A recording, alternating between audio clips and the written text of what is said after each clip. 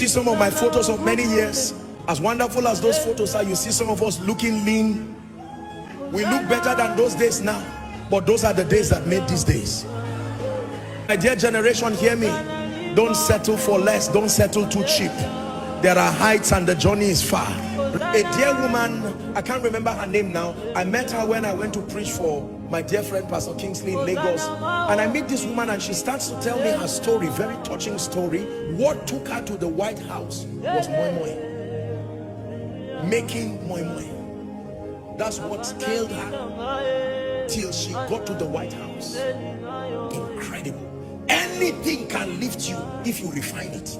Admiring people and wishing, if I were more beautiful. God knows, if since you are not Esther, be something else.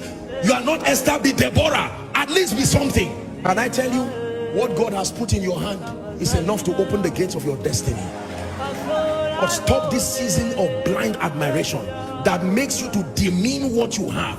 Everybody can celebrate what you carry. You just have not recognized it and refined it. Anything in its crude version is not worthy of being rewarded. Anything looks bad when it is not refined, including oil. When you see oil in its raw and crude state, the smell alone will drive you away. You almost want to suffocate. Yes.